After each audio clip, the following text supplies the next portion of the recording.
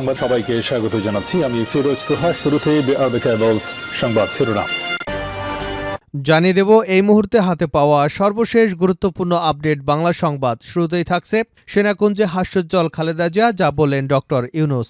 সশস্ত্র বাহিনী দিবস উপলক্ষে ঢাকা সেনানিবাসের সেনাকুঞ্জে আয়োজিত সংবর্ধনা অনুষ্ঠানে এক যুগ পর অংশ নিয়েছেন বিএনপি চেয়ারপারসন বেগম খালেদা জিয়া। সেখানে অন্তর্বর্তী সরকারের প্রধান উপদেষ্টা ডক্টর মোহাম্মদ ইউনূসের সঙ্গে পাশাপাশি চেয়ারে বসা হাস্যোজ্জ্বল খালেদা জিয়াকে কথা বলতে দেখা গেছে। এবারে জানাবো সিইসির দায়িত্ব পাওয়া কেই নাসির উদ্দিন। প্রধান নির্বাচন কমিশনার হিসেবে নিয়োগ পেয়েছেন অবসরপ্রাপ্ত সচিব এএমএম নাসির উদ্দিন। আজ বৃহস্পতিবার মন্ত্রিপরিষদ বিভাগ থেকে এ সংক্রান্ত প্রজ্ঞাপন জারি হয়। একই সঙ্গে নির্বাচন কমিশনার পদে নিয়োগ পেয়েছেন 4 জন। তারা হলেন অবসরপ্রাপ্ত অতিরিক্ত সচিব মোহাম্মদ আনোয়ারুল ইসলাম সরকার, অবসরপ্রাপ্ত জেলা ও দায়রা জজ আব্দুর রহমান এল মাসুদ, অবসরপ্রাপ্ত যুগ্ম সচিব বেগম তাহমিদা আহমেদ ও ব্রিগেডিয়ার জেনারেল অবসরপ্রাপ্ত আবুল ফজল মোহাম্মদ সানাউল্লাহ। জানাবো শেখ হাসিনা দেশে অস্থিতিশীল পরিস্থিতি সৃষ্টি করতে চান। শেখ হাসিনা ভারতে বসে বাংলাদেশের সরকারি আমলাদের উস্কানি দিচ্ছে বলে অভিযোগ করেছেন জাতীয় গণতান্ত্রিক পার্টি জাগপার আন্তর্জাতিক বিষয়ক সম্পাদক ও যুক্তরাষ্ট্র শাখার সভাপতি এস.এম. রহমতুল্লাহ ভূঁইয়া। তিনি বলেন, দেশে অস্থিতিশীল পরিস্থিতি সৃষ্টি করাই শেখ হাসিনার লক্ষ্য। এদিকে খালাস পেলেন সোহেল টুকুসহ বিএনপির 22 নেতাকর্মী। পুলিশের কাজে বাধা দেওয়ার অভিযোগে রাজধানীর পল্টন থানায় দায়ের করা মামলায় বিএনপির যুগ্ম মহাসচিব হাবিবুন নবী খান সোহেল, যুবদল সভাপতি সুলতান সালাউদ্দিন টুকুসহ 22 জনকে খালাস দিয়েছেন আদালত।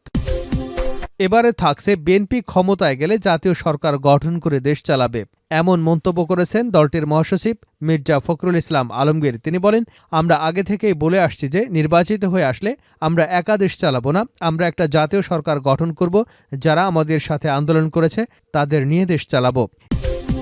এবং সর্বশেষ জানাবো আন্তর্জাতিক সংবাদ। আলহামদুলিল্লাহ, নেতানিয়াহুর বিরুদ্ধে গ্রেপ্তারি পরোয়ানা জারি। ইসরায়েলের প্রধানমন্ত্রী বেনিয়ামিন নেতানিয়াহু এবং সাবেক প্রতিরক্ষা মন্ত্রী ইয়োব গ্যালন্টের বিরুদ্ধে গ্রেপ্তারি পরোয়ানা জারি করেছে আন্তর্জাতিক অপরাধ ট্রাইব্যুনাল। হেগ ভিত্তিক আদালতে হামাসের সামরিক প্রধান হামাস দিয়াব ইব্রাহিম আল মাসিরের বিরুদ্ধেও গ্রেপ্তারি পরোয়ানা জারি করা হয়েছে। এতক্ষণ শিরোনাম শুনছিলেন, এবার বিস্তারিত। প্রিয় দর্শক, আপনি যদি এই চ্যানেলে নতুন হয়ে থাকেন, ভিডিওটি দেখতে দেখতে চ্যানেলটি সাবস্ক্রাইব করে আমাদের সঙ্গে থাকুন। আর এই ভিডিও সম্পর্কে আপনি আপনার মূল্যবান মতামতটি কমেন্ট বক্সে জানিয়ে দিন। আর হ্যাঁ প্রিয় দর্শক, জানিয়ে দিন ভিডিওটি কোথা থেকে দেখছেন। সেনাকুঞ্জে হাস্যোজ্জ্বল খালেদা জিয়া যা বললেন ডক্টর ইউনূস। সশস্ত্র বাহিনী দিবস উপলক্ষে ঢাকা সেনানিবাসে সেনাকুঞ্জে আয়োজিত সংবর্ধনা অনুষ্ঠানে দীর্ঘ এক যুগ পর অংশ নিয়েছেন বিএনপি চেয়ারপারসন বেগম খালেদা জিয়া। সেখানে অন্তর্বর্তী সরকারের প্রধান উপদেষ্টা ডক্টর মোহাম্মদ ইউনূসের সঙ্গে পাশাপাশি চেয়ারে বসা হাস্যোজ্জ্বল খালেদা জিয়াকে কথা বলতে দেখা যায়। বৃহস্পতিবার বিকাল 3:45টার দিকে সেনাকুঞ্জে সংবর্ধনা অনুষ্ঠানে যোগ দেন খালেদা জিয়া। সংবর্ধনা অনুষ্ঠানে খালেদা জিয়াকে আনতে পেরে গর্বিত বলে জানান অন্তর্বর্তী সরকারের প্রধান উপদেষ্টা ডক্টর মোহাম্মদ ইউনূস। বক্তব্যে তিনি বলেন, শহীদ রাষ্ট্রপতি জিয়াউর রহমানের স্ত্রী বেগম খালেদা জিয়া এখানে এসেছেন। দীর্ঘ এক যুগ তিনি আসার সুযোগ পাননি। আমরা গর্বিত এই সুযোগ দিতে পেরে। দীর্ঘদিনের অসুস্থতা সত্ত্বেও বিশেষ দিনে সবার সঙ্গে শরিক হবার জন্য আপনাকে আবারও ধন্যবাদ। আপনার আশু রোগ মুক্তি কামনা করছি। সশস্ত্র বাহিনী দিবস উপলক্ষে 2012 সালে সেনাকুঞ্জে গিয়েছিলেন বেগম খালেদা জিয়া। 2013 সালে আমন্ত্রণ পেলেও তিনি যাননি। 2018 সালের পর প্রথম প্রকাশ্যে কোনো অনুষ্ঠানে অংশ নিলেন তিনি।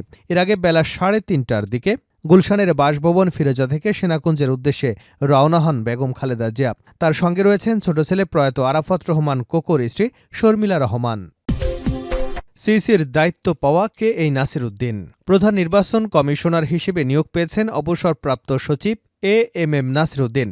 আজ বৃহস্পতিবার মন্ত্রিপরিষদ বিভাগ থেকে এ সংক্রান্ত প্রজ্ঞাপন জারি হয়। একই সঙ্গে নির্বাচন কমিশনার পদে নিয়োগ পেয়েছেন 4 জন। তারা হলেন অবসরপ্রাপ্ত অতিরিক্ত সচিব মোহাম্মদ আনোয়ারুল ইসলাম সরকার, অবসরপ্রাপ্ত জেলা ও দায়রা জজ আব্দুর রহমান মাসুদ, অবসরপ্রাপ্ত যুগ্ম সচিব বেগম তাহমিনা আহমেদ এবং ব্রিগেডিয়ার জেনারেল অবসরপ্রাপ্ত আবুল ফজল মোহাম্মদ সানাউল্লাহ। পরবর্তী জাতীয় সংসদ নির্বাচন আয়োজনের ভার থাকবে নাসির উদ্দিনের নেতৃত্বে গঠিত কমিশনের উপর। নাসির উদ্দিনের জন্ম কক্সবাজারের কুতুবদিয়ায়। চট্টগ্রাম বিশ্ববিদ্যালয় থেকে অর্থনীতি বিভাগে স্নাতকোত্তর শেষে 1977 সালে শিক্ষক হিসেবে কর্মজীবন শুরু করেন। এর 2 বছর পর বিসিএস প্রশাসন ক্যাডারে চাকুরিতে সংযুক্ত হন তিনি। কর্মজীবনে তিনি তথ্য সচিব, জ্বালানি সচিব, স্বাস্থ্য মন্ত্রণালয়ের সচিব এবং পরিকল্পনা কমিশনের সদস্য হিসেবে দায়িত্ব পালন করেন। 2009 সালের জানুয়ারিতে অবসরে যান তিনি। দায়িত্ব পাবার পর তাৎক্ষণিক এক প্রতিক্রিয়ায় নাসিরুদ্দিন বলেন, মানুষের ভোটের অধিকার প্রতিষ্ঠার জন্য আমি একটা ফ্রি, ফেয়ার অ্যান্ড ক্রেডিটেবল নির্বাচন উপহার দিতে চাই জাতিকে। এর জন্য কি কি করতে হবে সেটা আমি বোঝার চেষ্টা করব। কোন কোন জায়গায় হাত দিতে হবে সে কাজটা করব। শেখ হাসিনা দেশে অস্থিতিশীল পরিস্থিতি সৃষ্টি করতে চান। শেখ হাসিনা ভারতে বসে বাংলাদেশের সরকারি আমলাদের উস্কানি দিচ্ছে বলে অভিযোগ করেছেন জাতীয় গণতান্ত্রিক পার্টি জাগপার আন্তর্জাতিক বিষয়ক সম্পাদক ও যুক্তরাষ্ট্র শাখার সভাপতি এস এম রহমতুল্লাহ ভূঁইয়া। তিনি বলেন, দেশে অস্থিতিশীল পরিস্থিতি সৃষ্টি করাই শেখ হাসিনার লক্ষ্য। বুধবার বাংলাদেশের সময় রাত 11:30টায় যুক্তরাষ্ট্রের নিউ ইয়র্কে যুক্তরাষ্ট্র জাগপা আয়োজিত এক সমাবেশে প্রধান অতিথির বক্তব্যে রহমতুল্লাহ এসব কথা বলেন। জাগপা নেতা রহমতুল্লাহ ভূঁইয়া বলেন, বাংলাদেশে দ্রুত নির্বাচন হলে আওয়ামী লীগের জন্য মহা বিপদ ঘটতে পারে। সে বিষয়টি বিবেচনা রেখে নির্বাচন ঠেকাতে দেশি বিদেশি নানা ষড়যন্ত্র চলছে। বাংলাদেশে আওয়ামী লীগ ছাড়া নির্বাচন শান্তিপূর্ণ হোক, এটা কখনো ভারত চায় না। তিনি বলেন, ছাত্র জনতার অভ্যুত্থানে ফ্যাসিবাদে আওয়ামী সরকারের পতনের পর শেখ হাসিনা ভারতে পালিয়ে যান। ভারতে বসে তিনি বাংলাদেশের সরকারি আমলাদের উস্কানি দিচ্ছেন এবং সরকারি ঊর্ধ্বতন পদে আওয়ামী লীগের দোসরা যাতে বহাল থাকতে পারে সেজন্য শত শত কোটি টাকা খরচ করছেন। শুধু তাই নয়, আমেরিকা, চীন, রাশিয়া এবং জাতিসংঘকে আওয়ামী লীগের পক্ষে টানার জন্য হাজার হাজার কোটি ডলারের লবিস্ট ফার্ম নিয়োগ করেছেন। খালাস পেলেন সোহেল টুকুসহ বিএনপির 22 নেতাকর্মী। পুলিশের কাজে বাধা দেওয়ার অভিযোগে রাজধানীর পল্টন থানায় দায়ের করা মামলায় বিএনপির যুগ্ম মহাসচিব হাবিবুন নবী খান সোহেল এবং যুবদল সভাপতি সুলতান সালাউদ্দিন টুকুসহ 22 জনকে খালাস দিয়েছে আদালত। বৃহস্পতিবার ঢাকার বিশেষ জজ 1 আদালতের বিচারক আবুল কাশেম তাদের মামলার দায় থেকে খালাস দেন বলে জানান সোহেলের আইনজীবী জাকির হোসেন জুয়েল। মামলার অভিযোগ থেকে জানা যায়, 2017 সালের 28 October BNP chairperson Khaleda Zia নয়াপল্টনে দলের কেন্দ্রীয় কার্যালয় হয়ে ফেনী যাবার কথা ছিল। কেন্দ্রীয় কার্যালয়ের সামনে গেলে আসামিরা সেখানে উপস্থিত পুলিশের কাজে বাধা দেন এবং পুলিশকে লক্ষ্য করে ইটপাটকেল নিক্ষেপ করেন। এ ঘটনায় পল্টন মডেল থানায় এসআই আবুল কালাম আজাদ বাদী হয়ে একটি মামলা দায়ের করেন। 2019 সালে 6 অগস্ট আসামিদের বিরুদ্ধে চার্জশিট দাখিল করে পুলিশ। এরপর আসামিদের বিরুদ্ধে চার্জ গঠন করে বিচার শুরু করে আদেশ দেন আদালত। মামলার বিভিন্ন সময় 5 জন আদালতে সাক্ষ্য দেন। গত বছরের 20 November Dhaka metropolitan magistrate Ataullah বিএনপির যুগ্ম মহাসচিব হাবিবুন নবী খান সোহেল এবং যুবদল সভাপতি সুলতান সালাউদ্দিন টুকুসহ 22 জনের 2 বছরের কারাদণ্ডের আদেশ দিয়ে রায় ঘোষণা করেন। এই রায়ের বিরুদ্ধে আপিল করে আসামি পক্ষ। আপিল বিভাগের শুনানি শেষে আদালত আদেশ দেন।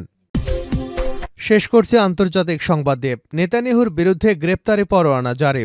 ইসরায়েলের প্রধানমন্ত্রী বেনিয়ামিন নেতানিয়াহু এবং সাবেক প্রতিরক্ষামন্ত্রী ইয়োব গ্যালন্টের বিরুদ্ধে গ্রেপ্তারি পরোয়ানা জারি করেছে আন্তর্জাতিক অপরাধ আদালত আইসিসি।